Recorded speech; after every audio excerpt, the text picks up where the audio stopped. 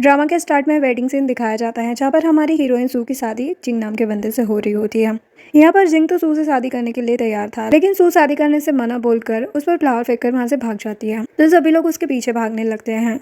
इधर हम हमारे हीरो गोंग को देखते हैं जो कि अपनी ग्रैंड माँ से गोंग फैमिली के किसी कर्ज की बात कर रहा होता है। तभी सू आकर उसकी स्कूटर पर धमक जाती है और कहती कि मुझे यहाँ से जल्दी से लेकर चलो, मैं तुम्हें 100 मिलियन दूंगी। लेकिन वो साफ मना कर देता है। तो वो कहती कि तुम जो कहोगे मैं वो करूंगी। तो वो कहता है कि तुम्हें मुझसे शादी करनी होगी। सू कहती है कि ठीक है, लेकिन जल्दी चलो यहाँ से। तो गोंग उसे वहाँ से भगाकर ले जाता है, जिसके बाद सू उसे उतारने के लिए कहने लगती है, लेकिन गोंग उसे अपने घर लेकर आ जाता है और अपने असिस्टेंट से कहता है कि ग्रैंड माँ को ग्रैंड डॉटर इन लॉ चाहिए थी ना। जिसके बाद उन लोगों ने सू को बांध कर रखा होता है। जैसे ही वो सू का मुंह खोलता है तो वो कहने लगती है कि तुमने मुझे किडनैप किया है, मैं पुलिस को कॉल करूंगी। तुम्हें पता नहीं है कि मेरे अंकल की वाइफ का भाई पुलिस में है, वो तुम्हें अरेस्ट कर लेंगे। तो वो वापस से उसका मुंह बंद कर देता है। यहाँ पर सेक्रेटरी गोंग को बताता है कि ये जिंग फैमिली की ब्राइड है जो कि अपनी शादी से भाग आई है और जिंग फैमिली इन्हें ढूंढ रही है। तभी सू सोचने लगती है कि मेरे पास तो कहीं जाने के लिए जगह ही नहीं है। वैसे ये देखने में तो बहुत अच्छा लग रहा है लड़का, तो क्यों ना मैं इससे ही हेल्प मांग लूँ रहने के लिए। तभी गोंग उससे कहने लगता है कि तुम तो प्यार करती थी ना जिंग से, तो तुम शादी से क्यों भाग गई। सू बताती है कि जिंग को मुझसे शादी नहीं करनी थी, उसे मेरे हार्ट का पांडा ब्लड चाहिए था ताकि वो अपनी गर्लफ्रेंड को ठीक कर सके। और शादी से पहले मैंने उसे अपने भाई से ये सारी बातें करते हुए सुन लिया था, जो जानकर गोंग और सेक्रेटरी दोनों ही हैरान हो जाते हैं। और गोंग को अपने बचपन का सीन याद आता है जहाँ पर कुछ पेपर्स पढ़े होते हैं जिसमें उसने पढ़ा था कि उसकी फैमिली को श्राप दिया गया है कि उसकी फैमिली में हर आदमी यंग एज में ही मर जाएगा। फिर सेक्रेटरी गोंग के कान में कुछ कहता है, जिसके बाद गोंग सू से कहने लगता है कि तुमने जिंग फैमिली को ऑफेंड कर दिया है तो वो लोग तुम्हें छोड़ेंगे नहीं, क्योंकि वो बीजिंग में सबसे ज्यादा क्रूल फैमिली है। और सेक्रेटरी भी सू से कहता है कि आप आज रात तक हमारे विला से चले जाना, कल तो आपकी बॉडी को कोई ना कोई आपकी फैमिली से कलेक्ट कर ही लेगा। तभी यहाँ पर जिंग भी सू को ढूंढते हुए पहुंच गया था। तो यहाँ पर सू गोंग से हेल्प मांगने लगती है कि प्लीज मेरी हेल्प कर दो, तुम जो कहोगे मैं वो करूंगी। नेक्स्ट सीन में सू गोंग की ग्रैंड माँ को टी सर्व कर रही होती है। ग्रैंड माँ सू को देखकर सोचती है कि इसे मैंने कहीं देखा है, और ग्रैंड माँ अपनी बहू को देखकर काफ़ी खुश थी। वो सू से कहती है कि तुम मुझे थोड़ा गोल गोल घूम कर बताओ, मैं तुम्हें अच्छे से देखना चाहती हूँ। ग्रैंड माँ उसे चारों तरफ से देखती है और कहती है कि तुम तो मुझे ग्रैंडसन देने के लिए परफेक्ट हो। गोंग भी उसे घूरे जा रहा होता है, तो सू से इशारों में कहती है कि अपनी आंखें नीचे रखो वरना मैं तुम्हें जान से मार दूंगी। नेक्स्ट सीन में सेक्रेटरी गोंग को मैरिज सर्टिफिकेट देता है और कहता है कि आपसे मैं सू आपकी हुई। तभी यहाँ पर सू आती है और कहती है कि मेरी 3 शर्तें हैं। पहली ये कि तुम मुझे टच नहीं करोगे, दूसरी ये कि मुझे फ्रीडम चाहिए, तुम मुझे रोक टोक नहीं करोगे, और तीसरी ये कि 1 साल के बाद हम डिवोर्स ले लेंगे। चलो अब मेरा हो गया, अब मैं चलती हूँ बोल के जाने लगती है। गोंग सोचता है कि 1 साल तक तुम जिंदा रहोगी तब ना। सू तो वहाँ से चली जाती है। तभी गोंग के हार्ट में दर्द होने लगता है। सेक्रेटरी उसे संभालने लगता है। नेक्स्ट सीन हॉस्पिटल का दिखाया जाता है जहाँ पर ग्रैंड माँ डॉक्टर से पूछती है कि मेरा ग्रैंडसन ठीक है ना। डॉक्टर कहता है कि मैंने आपको 3 साल पहले ही बता दिया था कि ये आपकी खानदानी डिसीज है, बिना पांडा ब्लड के ठीक नहीं होगी। एक्चुअल में गोंग को भी पांडा ब्लड चाहिए होता है, इसीलिए सेक्रेटरी और गोंग काफ़ी ज़्यादा हैरान हुए थे जब उन्हें पता चला था कि सू के हार्ट का पांडा ब्लड है। यहाँ पर डॉक्टर उनसे कहता है कि आप जाकर पांडा प्लेट ढूंढिए, तभी गोंग ठीक हो पाएगा। अभी बस मिस्टर गोंग के पास 3 महीने बचे हुए हैं। सेक्रेटरी डॉक्टर का गला पकड़ लेता है कि ये क्या बकवास कर रहे हो तुम। तो ग्रैंड माँ उसे रोकती है और कहती है कि ये कर्ज हमारा खानदानी है, इसमें डॉक्टर की कोई भी गलती नहीं है, वो सही बोल रहे हैं। ये जानकर बेचारा सेक्रेटरी तो काफी उदास हो जाता है। नेक्स्ट सीन में हमें सू को ऑपरेशन बेड पर दिखाया जाता है, लेकिन एक्चुअल में ये उसका बुरा सपना होता है जो कि अचानक से टूट जाता है। तभी सू को हम जिंग के सामने बैठा हुआ देखते हैं। जिंग कहता है कि तुम मुझसे डर क्यों रही हो। वो कहता है कि मेरे पास आओ, मैं तुम्हारे साथ कुछ नहीं करूंगा। सू सोचती है कि मुझे सब कुछ अच्छे से पता है, मैंने सब कुछ अपनी आंखों से देखा है, और तुम्हें क्या लगता है कि मैं तुम पर भरोसा करूंगी। जिंग कहता है कि तुम अब सब कुछ जानती ही हो तो ठीक है, और वो आवाज़ लगाकर अपने गार्ड्स को बुलाता है। कहता है कि इसको ऑपरेशन थिएटर लेके जाओ। जिंग का भाई और गार्ड उसे ऑपरेशन थिएटर में लेकर जा रहे होते हैं। तभी जिंग का भाई कहता है कि आज तो तुम्हें कोई भी नहीं बचाने वाला, आज तो तुम्हें मरना ही होगा। तभी ऑपरेशन थिएटर के बाहर से सू अचानक से भाग जाती है और जाकर वो गोंग से टकरा जाती है और उससे हेल्प के लिए कहने लगती है। जिंग का भाई कहने लगता है कि तुम्हें क्या लगता है कि मास्टर गोंग तुम्हारी हेल्प करेंगे, आखिर ये तुम्हें बचाकर क्यों लेकर जाएंगे, तुम चुपचाप मेरे पास आ जाओ। तभी गोंग सू के सामने से हट जाता है और जिंग का भाई खुशी खुशी उसको लेके जाने लगता है। लेकिन तभी गोंग जिंग के भाई का हाथ पकड़कर उसे पटक देता है और उसे किक करने लगता है। तभी पीछे से डॉक्टर कहता है कि ये मेरा बिजनेस नहीं है, तुम जानो। और सू सोचने लगती है कि गोंग काफ़ी हैंडसम लग रहा है अभी। तभी गोंग सू का हाथ पकड़कर वहाँ से भागने लगता है। दूसरी तरफ सेक्रेटरी को आते हुए दिखाया जाता है, तो गोंग उससे कहता है कि अब तुम ही देखो इन लोगों को। तो सेक्रेटरी जिंग के भाई के पास जाता है। वो कहता है कि मुझसे दूर रहो। तभी सेक्रेटरी उसे पकड़कर और डॉक्टर को पकड़कर एक अजीब सी जगह पर लेकर जाता है और उनकी काफ़ी ज़्यादा पिटाई करता है। और कहते कि तुमने गोंग फैमिली से पंगा लिया है और मेरी सिस्टर इन लोग को परेशान किया है, तो इसका सबक तो तुम्हें मिलकर ही रहेगा, और काफ़ी ज़्यादा उसकी पिटाई कर देता है। इधर गोंग सू को बेड पर पटक कर कहता है कि तुम्हें तो मेरी साइड ही रहना चाहिए था। वो कहती कि मेरी कोई गलती नहीं थी, मैं तो बाहर किसी काम से गई थी, लेकिन फिर भी मैं तुमसे सॉरी कहती हूँ। और मन में सोचती है कि ये तो पूरा का पूरा डेविल ही है, और उससे कहने लगती है कि कहीं तुम्हें मुझसे पहली नज़र में प्यार तो नहीं हो गया था ना। तभी गेट के पास ग्रैंडमा आ जाती है और वो मेट को वहाँ पर एक स्टेक जलाने के लिए कहती है, जिससे कि उन्हें नशा होने लगे, क्योंकि ग्रैंडमा को जल्दी से जल्दी बेबी चाहिए था घर में। तभी रूम में सू गोंग से कहती है कि तुम्हारी हार्ट बीट इतनी ज़्यादा तेज क्यों हो रही है। एक्चुअल में रूम में उस स्टेक का असर होने लगा था और दोनों को ही नशा होने लगा था, और दोनों ही बेड पर गिर जाते हैं। फिर क्या था, दोनों साथ टाइम स्पेंड करते हैं। नेक्स्ट मॉर्निंग ग्रैंडमा कहती है कि हम उनके रूम में जाकर देखते हैं। इधर सू और गोंग जब उठते हैं तो वो दोनों एक दूसरे को देखकर चिल्लाने लगते हैं, और सू तो उसे एक थप्पड़ भी लगा देती है और कहती है कि तुमने मेरे साथ क्या किया, ये सब तो मेरा फ़ायदा उठाने की कोशिश की है। तभी यहाँ पर ग्रैंडमा रूम में आ जाती है और कहती है कि सुबह हो गई है, अब उठ जाओ और जल्दी से सूप पी लो। सू और गोंग दोनों ही शर्मा जाते हैं। ग्रैंडमा कहती है कि अब चलो जल्दी से नीचे आ जाओ। सू कहती है कि तुमने मेरे साथ अच्छा नहीं किया है। गोंग कहता है लेकिन स्टार्ट तो तुमने ही किया था पहले। तभी सू वहाँ से भाग जाती है तैयार होने के लिए। फिर नीचे का सीन दिखाया जाता है, जहाँ पर सेक्रेटरी गोंग के कान में कहता है कि तुम दोनों के बीच में कुछ हुआ है क्या। गोंग कहता है कि तुम बहुत ही तेज बोल रहे हो, धीरे बोलो, लेकिन सू ने भी उसकी बातें सुन ली होती हैं। तो गोंग सेक्रेटरी को चुप रहने का बोलता है। यहाँ पर ग्रैंडमा सू को अपने पास बुलाने लगती है। यहाँ पर गोंग की सिस्टर जिया आती है। वो कहती कि ग्रैंडमा मैं आ गई अब्रोड से, मैंने आपको बहुत ज़्यादा मिस किया। ग्रैंडमा कहती है कि मैंने भी तुम्हें बहुत मिस किया। सू सोचने लगती है कि ये और कौन है। तभी गोंग कहने लगता है कि तुम अब्रोड से वापस क्यों आई हो। जिया कहती है कि मैं आपकी सिस्टर हूँ, मैं आ नहीं सकती क्या। वो कहता है कि अब आई गई हो तो क्या बोलूँ मैं।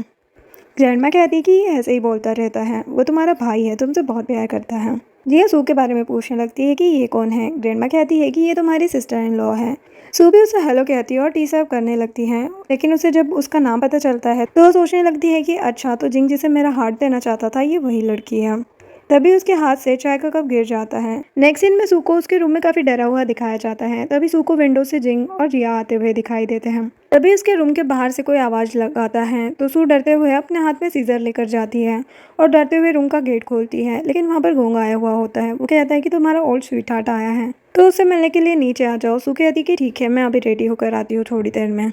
इधर जिया ग्रैंडमा से जिंग को मिलवाती है और कहती कि मैं इसको पसंद करती हूँ, हम दोनों अब्रोड में मिले थे, ये मेरी वहाँ पर बहुत ज़्यादा केयर करता था और हम दोनों को वहीं पर एक दूसरे से प्यार हो गया था। तभी जिंग भी ग्रैंडमा से कहने लगता है कि मैं जिया के साथ रहना चाहता हूँ और मैं भी इसे बहुत ज़्यादा पसंद करता हूँ। तभी सू को सीढ़ियों से आते हुए दिखाया जाता है, वो बहुत ही प्यारी लग रही होती है।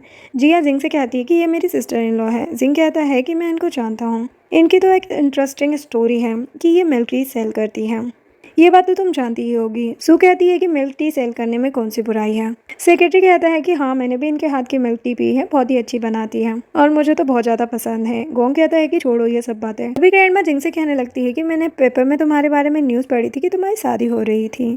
जिंग कहता है कि हाँ हो रही थी, लेकिन मेरी शादी तो अब कब से कैंसिल हो चुकी है। ग्रैंडमा कहती है कि ठीक है। गोंग कहता है कि मैंने सुना तुम्हारी ब्राइड तुम्हें डंप करके भाग गई थी।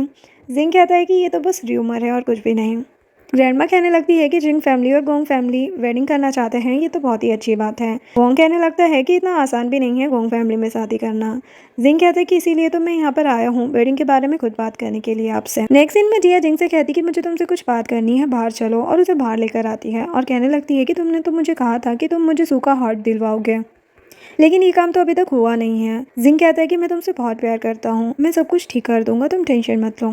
फिर ग्रैंडमा वो न्यूज़पेपर खोलकर देखती हैं, जहाँ पर ग्रैंडमा न्यूज़पेपर में सू की फोटो भी देख लेती हैं और उसको देखकर न्यूज़पेपर बंद कर देती हैं। इधर जिंग जिया से प्यार जताते हुए उसे हक कर लेता है। इधर सू गोंग से पूछती है कि हम कार से कंपनी क्यों जा रहे हैं। इन कंपनी का सीन दिखाया जाता है, जहाँ पर सू अभी भी यही पूछ रही होती कि हम क्यों आए हैं, लेकिन गोंग उसे कुछ भी नहीं बता रहा होता। तभी अचानक से सू गिरने लगती है, तो गोंग उसे संभाल लेता है और दोनों एक दूसरे में खो जाते हैं। नेक्स्ट सीन अंकल कहते हैं कि गोंग तुम यहाँ पर क्या कर रहे हो, तुम्हें तो अब रोड में होना चाहिए था ना, लेकिन आ गए हो, ये भी अच्छी बात है, तुम भी मेरे बेटे के जैसे ही हो।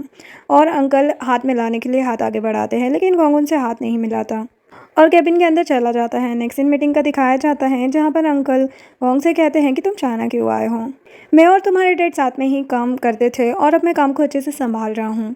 तभी उसमें से एक शेयर होल्डर भी कहने लगता है गोंग से कि तुम्हारे अंकल ही इतने सालों से कंपनी का ध्यान रखते आ रहे हैं। गोंग कहता है कि अंकल आपको बहुत बहुत ज़्यादा थैंक यू कि आपने मेरी कंपनी को बहुत अच्छे से ध्यान रखा। लेकिन इतने सालों में आपने मेरी कंपनी में बहुत सारे फ्रॉड भी किए हैं, इसलिए मैं आपको कंपनी से बाहर निकालता हूँ। अंकल कहते हैं कि ये क्या बोल रहे हो तुम। गोंग कहता है कि अंकल, आपको कंपनी में आने की कल से कोई ज़रूरत नहीं है। आपने 2012 से लेकर 2023 तक लगभग 900 मिलियन का घोटाला किया है। सू तो सोचने लगती है कि कितने पैसे होते हैं। यहाँ पर गोंग फ्रॉड के सारे डॉक्यूमेंट भी दिखाता है, बस अंकल के खिलाफ सारे सबूत होते हैं। और वो कहता है कि मेरे पास तो आपकी वीडियो भी है कि आप ऑफिस में क्या करते थे पूरा दिन। अंकल कहने लगते हैं कि तुम तो बहुत कमीने हो, मैं इतने साल से कंपनी का ही काम कर रहा हूँ, मुझे तो कुछ क्रेडिट मिलना ही चाहिए कंपनी का। गोंग कहता है कि घोटालेबाजों को कोई क्रेडिट नहीं मिलता है, और सारे शेयर होल्डर से कहता है कि तुम लोग तो इन्हें सीईओ बनाना चाहते थे ना, अब देखो इन्होंने क्या कांड किया है। और वो सू से एडवाइस मांगने लगता है कि क्या करना चाहिए, तो सू भी कहती है कि अंकल को कंपनी से निकाल देना चाहिए। अंकल कहते हैं कि तुम्हारे पास ये डॉक्यूमेंट 18 साल पुराने कैसे आए, मैंने तो ये सारे डॉक्यूमेंट जला दिए थे। गोंग कहता है कि आपको उससे क्या मतलब है। तभी अंकल कहते हैं कि क्या तुम्हारे डैड का भूत देकर गया है, कि मैंने तो सारे डॉक्यूमेंट ख़त्म कर दिए थे। और उसे कहने लगते हैं कि तुम तो बाहर से आए हो, तुम क्या ही संभाल पाओगे कंपनी। गोंग कहता है कि मैंने कब ऐसा कहा कि मैं कंपनी संभालने वाला हूँ, मैं नहीं बल्कि मेरी वाइफ सीईओ बनेगी। सू कहती है कि हाँ, आज से कंपनी की मैं चेयरपर्सन हूँ। शेयर होल्डर कहने लगता है कि ये कंपनी में न्यू है और इन्हें कोई भी एक्सपीरियंस नहीं है। तभी दूसरे शेयर होल्डर उन्हें सपोर्ट करने लगते हैं। अंकल बीच में कहने लगते हैं कि तुम लोगों ने मुझे धोखा दिया है। तभी सेक्रेटरी अंकल को पकड़ लेता है। नेक्स्ट सीन में सू गोंग से पूछती है कि तुमने मुझे क्यों सीईओ बनाया है। वो कहता है कि जिंग फैमिली से बचाने के लिए। वो कहती है कि तो फिर ठीक है। देन गोंग वहाँ से चला जाता है। सू सोचने लगती है कि कुछ तो गड़बड़ है यहाँ पर। फिर ग्रैंडमा के पास मैड आकर कहती है कि आप क्या सोचती है इस सब के बारे में। ग्रैंडमा कहती है कि ये सब यंगर जनरेशन की बातें हैं, हमें क्या पता। नेक्स्ट सीन क्लब का दिखाया जाता है, जहाँ पर सेक्रेटरी और गोंग ड्रिंक कर रहे होते हैं। सेक्रेटरी कहता है कि मिस्टर गोंग, आप तो ऑसम हैं, आपकी जितनी तारीफ करूँ उतनी कम है। इधर हम सू को अपनी बेस्ट फ्रेंड से बात करते हुए देखते हैं। वो कहती है कि अब तो तुम चेयरपर्सन हो, तो बहुत ज़्यादा रिच हो गई हो। सू कहती है कि लेकिन मुझे तो कुछ गड़बड़ लग रही है यार। इधर क्लब में गोंग के साथ उसका एक फ्रेंड भी होता है, जो कि उससे 18 साल बाद मिला होता है। वो उससे कहता है कि मैंने तुम्हें बहुत ज़्यादा मिस किया। गोंग कहता है कि मैंने भी। तभी यहाँ पर जिया के कहने लगती है कि भाई मैं आपसे मिलने आई हूँ। गोंग जिया को क्लब से लेकर चला जाता है। इधर सू के पास जिंग आता है और कहते कि तुम यहाँ। सू कहती है कि मुझसे दूर रहो। जिंग कहता है कि गोंग भी तुम्हारा यूज ही कर रहा है। सू कहती है कि तुम ये क्या बकवास करे जा रहे हो, लेकिन जिंग उसे कुछ नहीं बताता और वहाँ से चला जाता है। सीन में हम सू को एक डार्क रूम में जाते हुए देखते हैं, लेकिन तभी यहाँ पर ग्रैंडमा आ जाती है और कहती है कि तुम यहाँ पर क्या कर रही हो, चलो मेरे साथ, मैंने तुम्हारे लिए बहुत ही बढ़िया सूप बनाया है, चलो सूप पी लो। इधर गोंग जिया और अपने फ्रेंड के साथ घर आ गया था। गोंग जिया से कहता है कि तुम आगे से क्लब मत जाना। तभी गोंग का फ्रेंड सू को देखकर कहने लगता है कि भाभी तो बहुत ही ज़्यादा सुंदर है। सू कहने लगती है कि मैं चाहती हूँ तुम लोग बातें करो। तभी यहाँ पर सेक्रेटरी आ जाता है और न्यूज़ में दिखाता है कि ये रिचेस्ट वुमन कई सालों से गायब है। ये बिल्कुल सू की जैसे दिखती है। सू भी देखती है कि ये तो मेरी तरह ही दिख रही है, क्या मैं सबसे अमीर महिला हूँ। सेक्रेटरी कहता है कि बात ये नहीं है, एक्चुअल न्यूज़ ये है कि जिंग का कहीं भी पता नहीं चल रहा है। जो जानकर सभी लोग हैरान हो जाते हैं। सू सोचती है कि मैंने तो उसे कल रात को ही देखा था। देन सू रूम में गोंग का वेट कर रही थी। जैसे ही गोंग आता है वो उसे घूरने लगती है। गोंग कहते कि तुम मुझे ऐसे मत देखो, मुझे डर लग रहा है। वो कहती है कि तुम मुझे बताओ तुमने मुझसे क्या क्या छुपा रखा है। वो कहता है कि तुम ये क्या बकवास कर रही हो। वो कहती है कि तुम मुझे इतने ज़्यादा पैसे क्यों दे रहे हो और तुमने मुझे सीईओ क्यों बनाया है, और ये बताओ कि जिंग कहाँ चला गया है। और सब पूछते हुए उसे बेड पर गिरा देती है। गोंग कहता है कि मेरे ऊपर से हट जाओ, मैं कुछ नहीं जानता। तू सोचने लगती है कि ये मुझे देखकर इतना ब्लश क्यों कर रहा है, और उसे कहने लगती है कि अगर तुम मुझे नहीं बताओगे तो मैं यहाँ से नहीं हटूंगी। और कहने लगती है कि पहले तुमने किसी लड़की को टच नहीं किया क्या, आखिर मुझे तुम्हारी वीकनेस पता ही चल गई। तभी गोंग उसे हटाकर उसके ऊपर चढ़ जाता है। सू कहती है कि मुझसे दूर रहो, तो वो हट जाता है और उसे वहाँ से भगा देता है। इधर जिया और ग्रैंडमा न्यूज़ देख रहे होते हैं कि जिंग का अभी तक कुछ भी पता नहीं चला है, लेकिन एक बॉडी मिली है, लेकिन वो पता नहीं किसकी है। वो देखती है कि जिया इन बातों से बहुत ज़्यादा दुखी हो रही होती है। ग्रैंडमा उसे समझा रही होती है कि जिंग बिल्कुल ठीक होगा, तुम रो मत। सुबह उसे पानी देने लगती है, लेकिन तभी यहाँ पर जिंग का भाई आ जाता है और वो सू से कहने लगता है कि बताओ मुझे कि मेरा भाई कहाँ पर है। गोंग उससे कहते कि किसी के घर जाकर इसे चिल्लाते नहीं है, तुम्हें तमीज़ नहीं है क्या। जिया कहती है कि भाई इस लड़की को प्रोटेक्ट मत करो, सारी गलती इसी की है। ग्रैंडमा जिया को चुप रहने के लिए कहती है, लेकिन जिया कहती है कि किसी ने तो किडनैप किया है जिंग को। सू कहने लगती है कि मैंने कुछ नहीं किया है। ग्रैंडमा कहती है कि जिया तुम्हें कोई गलतफहमी हुई है, लेकिन जिया सू से कहने लगती है कि तुम झूठ मत बोलो, तुम्हारी वजह से ये हुआ है सब कुछ। तो ग्रैंडमा जिया को समझाने लगती है। इधर सू जिंग के भाई को कहती है कि तुम्हारे भाई के मौत से मेरा कोई भी लेना देना नहीं है, अगर तुम यहाँ पर तमाशा करोगे तो गोंग नाराज हो जाएगा। जो सुनकर जिंग का भाई डर जाता है और कहता है कि ठीक है मैं यहाँ से चलता हूँ। सू ग्रैंडमा से कहती है कि मैं ढूंढ कर आती हूँ कि जिंग जिंदा भी है या मर गया। नेक्स्ट सीन में हम जिंग को टेबल पर खाना खाते हुए देखते हैं। तभी वहाँ पर गोंग आता है। गोंग कहता है कि तुम यहाँ पर हो जिंग। जिंग कहता है कि तुमने मुझे कैसे ढूंढ लिया। वो कहता है कि मेरे लिए कोई बड़ी बात नहीं है तुम्हें ढूंढना। जिंग कहने लगता है कि तो फिर मेरे साथ कोलैबोरेशन कर लो, जिससे तुम्हें भी फ़ायदा ही होगा। गोंग कहते हैं कि कौन सा कोलैबोरेशन। जिंग कहता है कि जैसे कि तुम्हें पता ही नहीं है कि मैं यहाँ पर क्या कर रहा हूँ। रिवर वाला प्रोजेक्ट दे दो मुझे। अगर तुम मुझे ये प्रोजेक्ट दे देते हो तो हम दोनों को ही फायदा होगा। गोंग कहते हैं कि अगर मेरी वाइफ को कुछ नहीं होगा तो मुझे कोई प्रॉब्लम नहीं होगी प्रोजेक्ट देने में। जिंग कहने लगता है कि तुम और मैं एक जैसे ही तो हैं, हम दोनों को ही सू का हार्ट चाहिए। जिया तुम्हारी बायोलॉजिकल सिस्टर है, फिर भी तुम उसे बचाना नहीं चाहते। क्या तुम अपनी सिस्टर से प्यार नहीं करते हो? वैसे तो ह्यूमन नेचर ही सेल्फिश होता है। अब भाई बहन एक टुकड़े के लिए एक दूसरे को मारने को तैयार हो जाएंगे। लेकिन यहाँ पर गोंग उससे कुछ नहीं कहता और उठकर जाने लगता है। उसे कुछ फ्लैशबैक दिखाई देते हैं और वो सोचता है कि गेम तो अब स्टार्ट हुआ है। इधर मेड ग्रैंडमा को बताती है कि जिंग मरा नहीं है, उसे किसी ऊंची पहाड़ी पर देखा गया है, मतलब कि वो जिंदा है। इधर सू अपने फ्रेंड के साथ बातें करते हुए जा रही होती है, तभी यहाँ पर गोंग अपनी कार लेकर आ जाता है और वो सू से मिलता है और उससे पूछता है कि जिंग को एक अजीब सी जगह पर तुम ही लेकर गई थी ना। फ्लैशबैक दिखाया जाता है जहाँ पर सू और उसकी बेस्टी ने जिंग को किडनैप किया होता है। उसकी फ्रेंड पूछने लगती है कि ये हैंडसम लड़का कौन है। सू बताती है कि ये मेरे प्यारे पतिदेव हैं। उसकी फ्रेंड कहती है कि जीजा जी तो बहुत ही ज़्यादा हैंडसम है यार। सू गोंग से पूछने लगती है कि तुम यहाँ पर क्यों आए हो, तो गोंग कहता है कि कार में चलो फिर बात करते हैं। देन कंपनी का सीन दिखाया जाता है जहाँ पर सेक्रेटरी फई सभी से कह रही होती है कि हमारे न्यू चेयरमैन आने वाले हैं तो सभी अच्छे से काम करना। तभी यहाँ पर गोंग आ जाता है तो वो उससे कहने लगती है कि मैं आपकी पर्सनल सेक्रेटरी हूँ और पूछती है कि आप मैडम के साथ नहीं आए। गोंग कहता है कि उसकी तबीयत खराब है, वो कुछ दिनों के बाद ज्वाइन करेगी। फई कहती है कि ठीक है। गोंग वहाँ से चला जाता है तो फई काफ़ी ज़्यादा इतरारी होती है और वहाँ से जाने लगती है। तभी वो गिरने वाली होती है, तभी एक न्यू इंटर्न आकर उसे बचा लेती है। फई कहती है कि तुम कौन हो, तो वो बताती है कि मैं आपके ऑफिस की न्यू इंटर्न हूँ, आपसे मिलकर काफ़ी खुशी हुई, फ्यूचर में भी अच्छी एडवाइस देते रहना जॉब के लिए।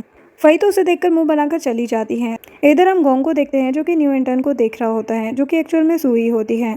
कुछ देर पहले का सीन दिखाया जाता है जहाँ पर गोंग सू को कार में बिठाने की कोशिश कर रहा होता है, लेकिन सू मना कर रही होती है। गोंग कहता है कि बस 3 महीने के लिए जाना है जॉब के लिए अंडरकवर एजेंट बनकर, कंपनी में क्या हो रहा है यही पता करना है। वो कहती है कि ठीक है मिस्टर गोंग, बस 3 महीने की बात है ना।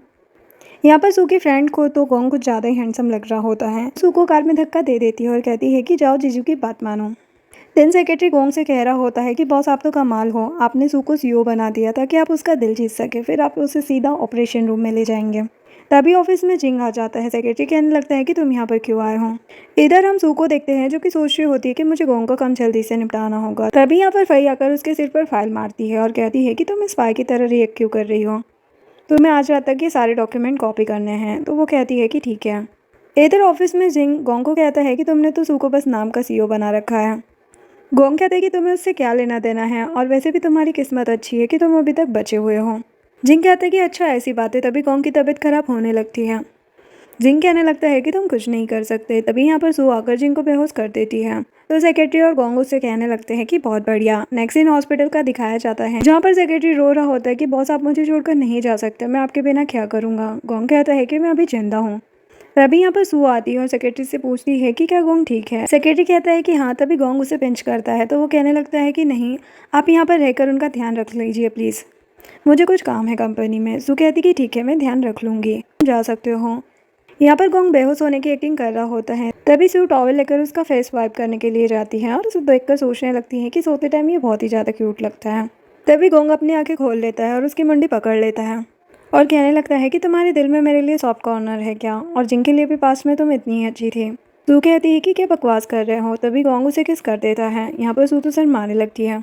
तभी उसे कंपनी से कॉल आ जाता है कि अर्जेंट काम आ गया है। तो वो कहता है कि जाओ। सू कंपनी पहुंचती है तो यहाँ पर कोई नहीं होता और कुछ आवाज़ आती है जिससे वो काफ़ी डर जाती है। फिर सू अभी तक वापस नहीं आई थी तो इसलिए गोंग काफ़ी टेंशन में होता है। ग्रैंडमा उससे कहती है कि तुम टेंशन मत लो, कंपनी में ज़्यादा काम होगा इसलिए सू अभी तक आई नहीं है। इधर हम देखते हैं कि फाइन ने सू को डराया होता है और उससे कहने लगती है कि तुम बहुत ही ज़्यादा डरपोक हो, आखिर तुमने मेरे बॉस पर नज़र कैसे डाली, तुम आज ओवर नाइट वर्क करोगी। देन ऑफिस में सू को काम करते हुए देखते हैं। तभी लाइट चली जाती है और सू काफ़ी ज़्यादा डरने लगती है और कहने लगती है कि फाई क्या ये सब कुछ तुमने किया है। वो काफ़ी ज़्यादा डर रही होती है और फ्लैशबैक याद करती है जहाँ पर उसके डैड कहते हैं कि ब्लड बेचने में क्या बुराई है। वो कह रही होती है कि डैड अब मैं थक चुकी हूँ। तभी यहाँ पर हम किसी को आते हुए देखते हैं। सू उसे मारने के लिए फाइल उठा लेती है लेकिन एक्चुअल में वो गोंग होता है जो कि उसे पकड़ लेता है। सू कहने लगती है कि क्या तुम्हें मुझसे प्यार हो गया है इसलिए मुझे देखने आए हो। जो सुनकर गोंग उसे चेयर पर गिरा देता है और कहता है कि मैं तो ग्रैंडमा के कहने पर तुम्हें देखने आया हूँ ताकि उन्हें कोई डाउट ना हो। नेक्स्ट सीन में जिंग दिया से कहता है कि तुम्हारे भाई को भी सू का पांडा ब्लड चाहिए, इसीलिए वो आजकल सू के आसपास भटकने भी नहीं देता। जिया कहती कि मेरा भाई ऐसा कुछ भी नहीं करेगा, वो ऐसा नहीं है। तो जिंग कहता है कि वो करे ना करे लेकिन मैं ज़रूर करूँगा क्योंकि मैं तुमसे बहुत प्यार करता हूँ और तुम्हारी लाइफ बचा कर रहूँगा और साथ ही अपनी कंपनी भी तुम्हारे भाई से लेकर रहूँगा। इधर ऑफिस में सू के पास उसके कोवर्कर आती है और कहती है कि जाओ ऑफिस में जाकर इस डॉक्यूमेंट पर साइन करवा कर लाओ। सू कहती है कि ठीक है, मैं अभी लेकर आती हूँ। इधर सीओ ऑफिस में फई गोंग को सीड्यूस करने की कोशिश कर रही होती है। फिर सूबी देख लेती है और सोचती है कि मन तो कर रहा है कि इसे जान से मार डालूं। तभी गोंग भी फई से कहता है कि ये तुम क्या कर रही हो। तभी सू रूम में गिरते हुए एंटर करती है। फई उसे कहने लगती कि तुम यहाँ पर क्या कर रही हो। तो वो कहती है कि मैं फाइल साइन करवाने आई हूँ। फई कहती है कि लाओ मुझे दिखाओ और कहती है कि ये तो ओल्ड फाइल है जिस पर ऑलरेडी साइन हो चुके हैं और सोचने लगती है कि तुमने गलत लड़की से पंगा ले लिया है, वैसे मेरे मन को चुराने की कोशिश कर रही हो, मैं तुम्हें छोड़ूंगी नहीं। फई के जाने के बाद गोंग कहने लगता है कि एक छोटी सी सेक्रेटरी मिसेस गोंग को परेशान कर रही है, कोई हेल्प चाहिए हो तो बताओ। सू कहती है कि वैसे भी मैं कुछ दिनों के लिए हूँ सीक्रेट एजेंट बन के, फिर तो मैं यहाँ से फ्री हो जाऊंगी, देन हमेशा के लिए तुमसे भी फ्री हो जाऊंगी, इसलिए तुम्हें फिक्र करने की जरूरत नहीं है। और वैसे भी मैं अच्छे से जानती हूँ कि मैं एक मिल्क टी बेचने वाली लड़की हूँ, मैं तुम्हारा कोई काम करूंगी तभी तो तुम भी मेरी हेल्प करोगे। गोंग कहने लगता है कि तुम हमेशा मेरी साइड ही रहोगे। तभी नीचे फाइल में से वो एक डॉक्यूमेंट उठाती है और उसे बताने वाली होती है, लेकिन तभी ऑफिस में जिंग की एंट्री हो जाती है। सू गोंग के पीछे छिप जाती है। जिंग कहता है कि गोंग तुमने अच्छा नहीं किया मेरी कंपनी के सारे शेयर्स लेकर, मैं तुम्हें छोड़ूंगा नहीं। तभी सेक्रेटरी जिंग को पीछे कर देता है गोंग से। गोंग कहने लगता है कि मेरी कंपनी है और मेरे रूल्स हैं, तुम्हें जो उखाड़ना है उखाड़ लो। जिंग उस पर गुस्सा करके वहां से चला जाता है। सू कहने लगती है कि अच्छा हुआ इसने मुझे पहचाना नहीं और कहती है कि ये सब कुछ मेरी वजह से हो रहा है ना। गोंग कहता है कि ऐसी कोई बात नहीं है, सिंह मेरी कंपनी में भी प्रॉब्लम क्रिएट कर रहा है, तुम टेंशन मत लो, मैं सब कुछ ठीक कर दूंगा। नेक्स्ट सीन क्लब का दिखाया जाता है जहाँ पर जिया जिंग से कहती है कि मैं अपने भाई को बहुत टाइम से जानती हूँ, पहले ऐसा बिल्कुल भी नहीं था, उसने तुम्हारी इंसल्ट की है और तुमसे तुम्हारे शेयर्स भी ले लिए हैं, इस बात का मैं बदला अपने भाई से जरूर लूंगी, मेरे भैया और भाभी को अलग करके। कहता है कि सच में ऐसा हो सकता है। जिया कहती है कि हाँ, अभी हमारे पास एक ट्रम्प कार्ड है। देन ऑफिस का सीन दिखाया जाता है जहाँ पर वो कोवर्कर सू से कह रही होती है कि तुमने साइन नहीं करवाए फाइल पे और तुम आकर यहाँ पर बैठ रही हो। सू कहती कि मुझे पता है कि तुमने मुझे वहाँ पर क्यों भेजा था, मेरे साथ कोई ट्रिक खेलने की कोशिश मत करो। वो कहती कि तुम्हारी हिम्मत कैसे हुई मुझसे ऐसे बात करने की, और उसे थप्पड़ मारने की कोशिश करती है, लेकिन सू उल्टा उसे ही थप्पड़ जड़ देती है। तभी वहाँ पर फई आ जाती है और कहने लगती है कि ये टाइम तुम दोनों के लड़ने का नहीं है, ठीक है, चुपचाप अपना अपना काम करो। कोवर्कर कहने लगती है कि आप सही टाइम पर आई हैं, इसने मुझे थप्पड़ मारा है। तो फई सू को पनिशमेंट के तौर पर कहती है कि तुम्हें आज सारे फ्लोर को क्लीन करना होगा और साथ ही टॉयलेट्स भी, और वो भी अपना काम खत्म करने के बाद। अगर तुमने ये सब काम खत्म नहीं किया तो कल से ऑफिस आने की ज़रूरत नहीं है। सू कहती कि ठीक है, मैं आपका टास्क कंप्लीट कर दूंगी, और मन में सोचती है कि इसे तो मैं बाद में बताऊंगी। जिसके बाद सू के पास गोंग आता है और कहता है कि आज रात को मैं अपनी वाइफ का वेट करूंगा। सू कहती है कि मैं खुद चली जाऊंगी, मुझे तुम्हारी हेल्प की कोई ज़रूरत नहीं है। जिसके पास सू क्लीनिंग कर रही होती है तभी वहाँ पर फई के साथ दो लड़कियाँ आ जाती है। फई कहने लगती है कि तुम्हारे पास अभी भी टाइम है, मुझसे माफ़ी मांग लो, मैं तुम्हें अभी भी माफ़ कर दूंगी। जो सुनकर सू का तो दिमाग खराब होता है और वो उन पर भिड़ जाती है और तीनों के बीच में झगड़ा स्टार्ट हो जाता है। जिसके बाद सू रास्ते में जा रही होती है, उसे थोड़ी बहुत चोट भी लग गई होती है। तभी वहाँ पर गोंग आता है और उसे अपना कोट दे देता है। सू कहती कि तुम यहाँ पर क्या कर रहे हो। तो वो कहता है कि मैं तुम्हें घर लेकर जाने के लिए आया हूँ, और कहता है कि वैसे तुम फाइटिंग में हार क्यों गई। सू कहती कि किसने कहा कि मैं हार गई, मैं अकेली थी और वो तीन थी, फिर भी उनको मेरे से ज़्यादा चोट लगी है। और उसे बताती कि मुझे एक डॉक्यूमेंट मिला है शेयर ट्रांसफर का, तुम इसे देख लो। वो सेक्रेटरी को कॉल करके पता करने के लिए कहता है, लेकिन सू उसे रोक देती है और उसे बताती है कि एक्चुअल में यह अकाउंट मेरे नाम से ही है, क्योंकि जिंग ने उसे झूठ बोलकर सू के नाम से लीगल कामों के लिए अकाउंट खुलवा लिया था। गोंग जानकर गोंग उससे कहने लगता है कि क्या तुम मुझसे अभी भी प्यार करती हो। सू कहती कि नहीं, मैं पहले उसे पसंद करती थी लेकिन अब तो मैं उससे नफरत करती हूँ। गोंग कहता है कि ठीक है, लेकिन तुम्हारे नाम से ये जो अकाउंट है ना, इससे तुम प्रॉब्लम में पड़ सकती हो। सू उसे मनाने लगती है कि प्लीज़ मेरी हेल्प कर दो, इस सब में मेरी कोई भी गलती नहीं है, मैं तुम्हारे लिए जिंग के अंडरकवर एजेंट को ढूंढने में हेल्प करूंगी। वो कहती है कि उसे तुम नहीं ढूंढ पाओगी। वो कहती है कि क्यों, तो वो बताता है क्योंकि वो मैं हूँ। जो सुनकर सू उस पर गुस्सा करने लगती है कि तुम मुझसे मिले हुए हो, और वहाँ से जाने लगती है। वो उसे रोकता है कि प्लीज़ मेरी बात को सुनो तो सही, लेकिन सू उसकी कोई बात नहीं सुनती। जिसके बाद दोनों कार से जा रहे होते हैं। सेक्रेटरी कहने लगता है कि आप दोनों इतने चुप क्यों हैं, तभी दोनों उसे चुप रहने के लिए कहते हैं। नेक्स्ट सीन में सू जब कंपनी पहुंचती है तो वहाँ पर वो तीनों ही उससे डर रही होती है। सू कहती है कि डरो मत यार, ये डॉक्यूमेंट देख लो। फई कहने लगती है कि ये तुम हमें नहीं, मिस्टर गोंग को जाकर दिखाओ। सू जानबूझकर उन्हें बताती है कि ये सीक्रेट डॉक्यूमेंट है, एक बार चेक तो कर लो ठीक है या नहीं। फिर कहती कि चलो ठीक है, मैं जाती हूँ। देन ऑफिस का सीन दिखाया जाता है जहाँ पर सू छिपी हुई थी। अभी उसी रूम में चुपके से एक लड़की आती है जो कि डॉक्यूमेंट चुराने के लिए आई थी। सू उस लड़की को पकड़ने की कोशिश करती है लेकिन वो उसे धक्का देकर भागने लगती है। तभी गेट पर गोंग आ जाता है। नेक्स्ट डे ऑफिस में फई को पता चलता है कि आज हमारी न्यू चेयरमैन आने वाली है। तभी यहाँ पर सू की एंट्री होती है। फई उसे देखकर सोचने लगती है कि इसका फेस हमारी न्यू इंटर्न से क्यों मिल रहा है। कहीं मुझे वहम तो नहीं हो रहा है। शायद तभी सू उसके सामने से निकल कर जा रही होती है, लेकिन फिर वापस आकर उसे कहने लगती है कि मिसेस फई, तुम जानती हो ना कि मैं कौन हूँ। फई कहती है कि आप तो न्यू इंटर्न थी ना, कि वो सब आपसे फ़न के लिए कर रही थी। सू कहती कि हाँ, मैं सब कुछ सिर्फ फ़न के लिए कर रही थी, तुम तो बहुत ज़्यादा समझदार हो। जाते हुए उसे कहती है कि थोड़ा सा फ़न मैं और कर लेती हूँ। तुम अपना काम करने के बाद फ्लोर के सभी वॉशरूम साफ करोगी। और उसे ऑर्डर देकर वहाँ से चली जाती है। देन ऑफिस में देखते हैं जहाँ पर गोंग उससे कहता है कि कैसा लग रहा है चेयरमैन की सीट पर तुमको। सू कहती है कि अगर तुम्हारा काम हो गया है तो आप डिवोर्स करते हैं ना हम दोनों। गोंग उसे पकड़ कर कहने लगता है कि फ्यूचर में मेरे सामने दोबारा डिवोर्स का नाम मत लेना। तभी ऑफिस में जिया आ जाती है और उन दोनों के बीच में जाकर जिया कहने लगती है कि भाई मुझे आपसे कुछ हेल्प चाहिए। वो कहता है कि हाँ बोलो। जिया कहती है कि प्लीज़ भाई जिनको छोड़ दो। सू कहने लगती है कि ऐसा कभी मत करना। जिया कहती है कि भाई प्लीज़ ऐसा मत करो, मैं उससे बहुत ज़्यादा प्यार करती हूँ, उसे छोड़ दो। गोंग कहता है कि ठीक है, लेकिन ये लास्ट टाइम है। लेकिन सू ऐसा बिल्कुल भी नहीं चाहती थी, इसीलिए गुस्से में वहाँ से चली जाती है। गोंग भी उसके पीछे चला जाता है जहाँ पर सू घर छोड़कर जा रही होती है, लेकिन गोंग कहता है कि सारी गलती मेरी है, प्लीज़ मुझे छोड़कर मत जाओ। सू कहती कि तुम्हें पता नहीं है कि वो कितना ज़्यादा बेकार इंसान है, वो मुझे मारना चाहता था। मैं तो सोच रही थी कि इतने दिनों से तुम मेरी हेल्प कर रहे हो, लेकिन तुम भी वैसे ही हो। और काफ़ी गुस्सा कर रही होती है, तभी गुस्से में बेहोश हो जाती है। ग्रैंडमा कहती कि जल्दी से हॉस्पिटल चलो, जिसके बाद डॉक्टर बताता है कि ये प्रेग्नेंट है, इसे किसी भी तरह का टेंशन ना हो और रेस्ट करने के लिए कहता है। तो ग्रैंडमा और गोंग दोनों ही बाहर चले जाते हैं। ग्रैंडमा कहती है कि मैं सू के लिए चिकन सूप बना कर लाती हूँ, क्योंकि उसे अभी प्रोटीन की जरूरत है। सू प्रेग्नेंट है, ये तो हमारी फैमिली के लिए बहुत ज्यादा खुशी की बात है। और ग्रैंडमा वहाँ से चली जाती है, लेकिन यहाँ पर गोंग रूम के बाहर रोने लगता है पुरानी सारी बातों को सोचकर कि उसने सू के साथ कितना ज्यादा गलत किया है। उसे सू का पांडा ब्लड चाहिए था खुद को ठीक करने के लिए, लेकिन अब वो सू से प्यार करने लगा था, इसीलिए उसे काफी ज्यादा रोना आ रहा होता है। नेक्स्ट सीन में सू की मॉम को दिखाया जाता है। तभी एक लेडी आकर उसे बताती है कि तुम्हारी बेटी ने रिच मैन से शादी कर ली है, तुम्हें पता भी है। वो कहती कि हाँ मुझे पता है, क्योंकि सू की मॉम को लग रहा होता है कि उसने जिंग से शादी की है। लेकिन वो लेडी बताती है कि सू ने बहुत ज्यादा रिच फैमिली गोंग फैमिली में शादी की है। जो बात सुनकर सू की मॉम को काफ़ी ज़्यादा गुस्सा आता है और वो गोंग फैमिली में चली जाती है और ज़बरदस्ती रूम में जाने लगती है। मेड ग्रैंडमा से कहती है कि ये ज़बरदस्ती घर में घुस रही है। मॉम को तो गोंग को देखकर काफ़ी ज़्यादा गुस्सा आ रहा होता है। सू अपनी मॉम से कहने लगती है कि आप यहाँ पर क्या कर रही हो, मैं आपको सारी बातें बताती हूँ कि मैंने जिनसे शादी क्यों नहीं की, मैं आपको सब कुछ एक्सप्लेन करती हूँ। लेकिन मॉम तो सू को थप्पड़ लगा देती है और कहती है कि मुझे ये शादी बिल्कुल भी मंजूर नहीं है, चलो मेरे साथ घर। ग्रैंडमा कहने लगती है कि ऐसा मत करो। गोंग भी कहता है कि आंटी मैं और सू एक दूसरे से बहुत प्यार करते हैं। लेकिन मॉम कहती कि मुझे पता है कि गोंग फैमिली कैसी है और वो गुस्से में सू को घर ले जाती है। सू कहती है कि माँ मैं गोंग से सच में प्यार करती हूँ, मुझे उसे नहीं छोड़ना है। लेकिन मॉम उसको रूम में लॉक कर देती है। लेकिन उन्हें अपनी बेटी को ऐसे लॉक करके बिल्कुल भी अच्छा नहीं लगता, वो भी गेट पर रोने लगती है। तभी यहाँ पर जिंग आता है और मॉम को बेहोश करके उन्हें किडनैप कर लेता है। इधर गोंग जिंग के भाई को उठा लेता है और उसकी काफी ज्यादा पिटाई करता है और उससे पूछता है कि सू कहाँ पर है, मुझे जल्दी से बताओ। उसका भाई कहता है कि मुझे सच में नहीं पता। तभी जिया आती है और कहती है कि भाई अपने जिंग के भाई को यहाँ पर क्यों रखा है।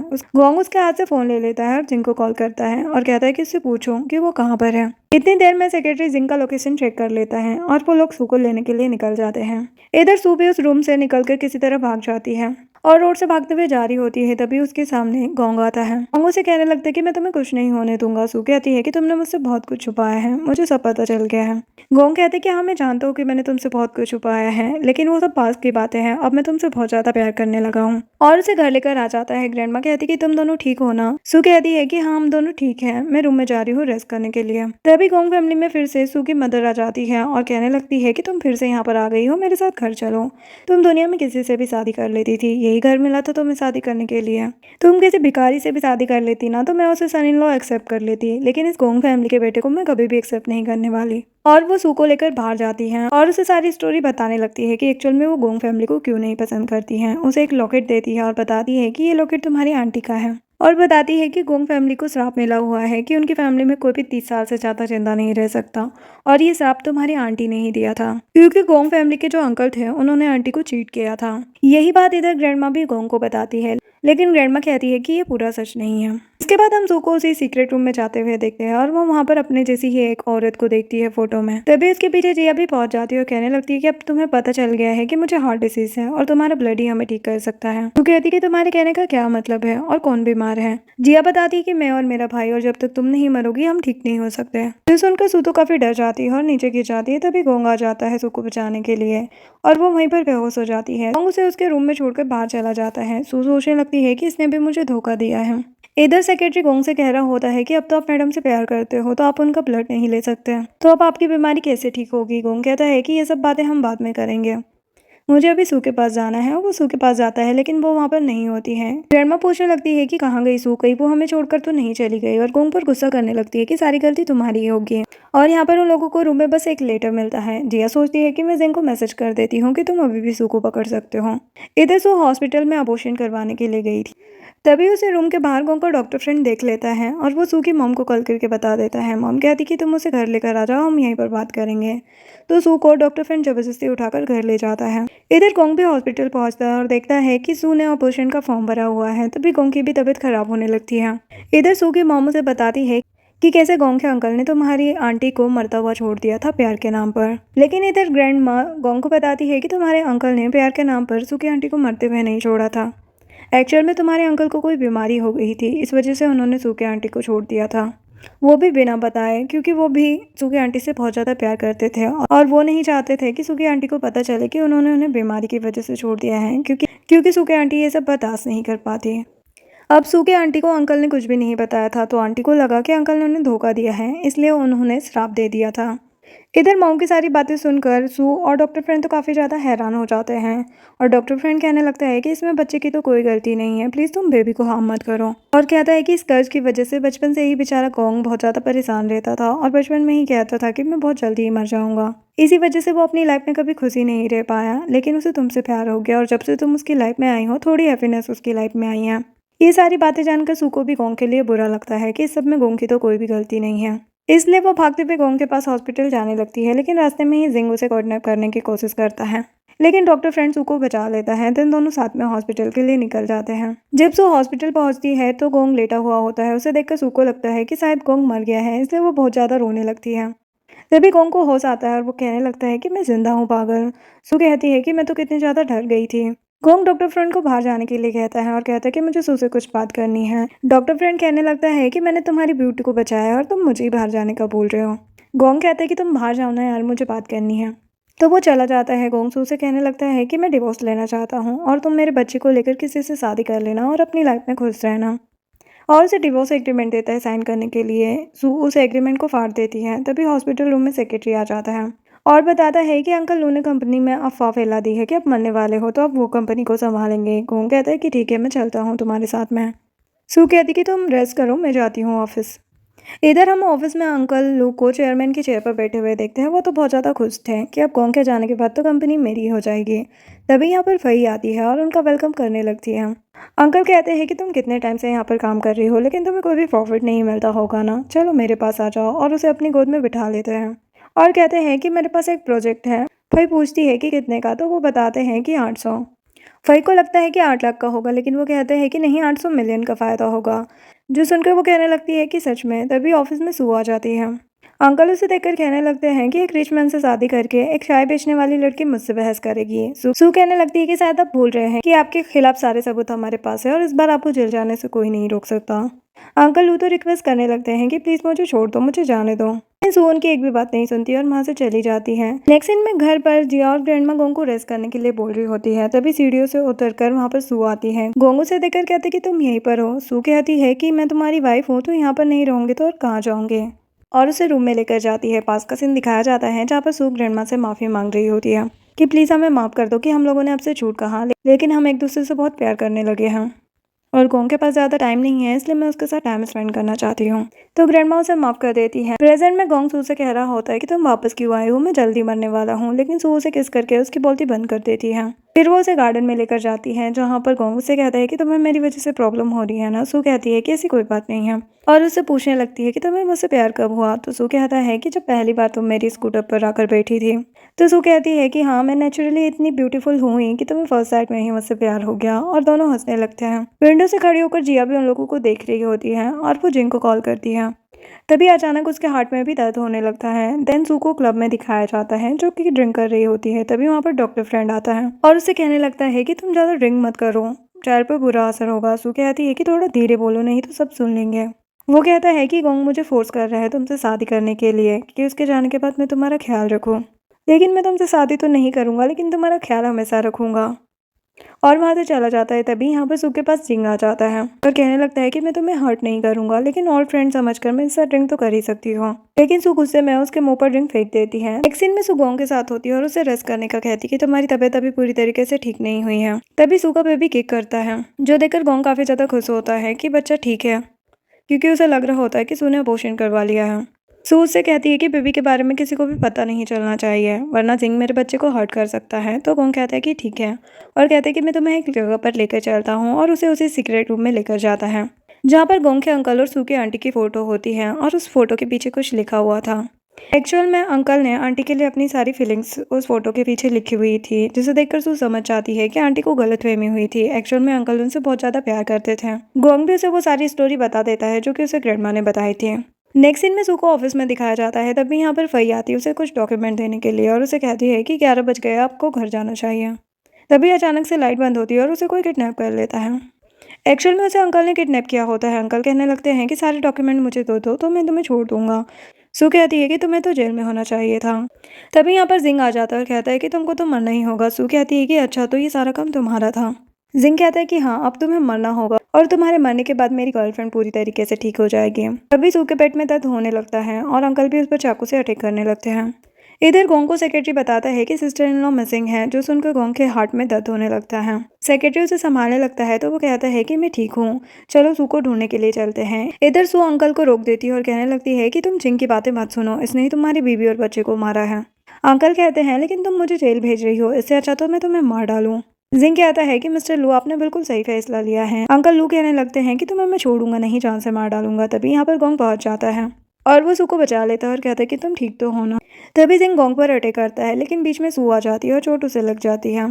तभी यहाँ पर पुलिस भी आ जाती है और जिंग को पकड़ कर ले जाती है। देना में हॉस्पिटल का सीन दिखाया जाता है, जहाँ पर दोनों की हालत काफी ज्यादा खराब थी, और डॉक्टर फ्रेंड सू को ऑपरेशन रूम में ले जा रहा होता है। तो उसे कहने लगती है कि तुम मेरा और मेरे बच्चे का हार्ट लेकर गोंग और उसकी सिस्टर को बचा लेना। वो कहता है कि ये तुम क्या बकवास कर रही हो, लेकिन सू उसकी कोई बात नहीं सुनती और अपना लॉकेट निकाल कर उसे देती है और कहती है कि ये गोंग को दे देना, और उसे कहना कि मेरी आंटी ने और मैंने भी गोंग फैमिली को माफ कर दिया है।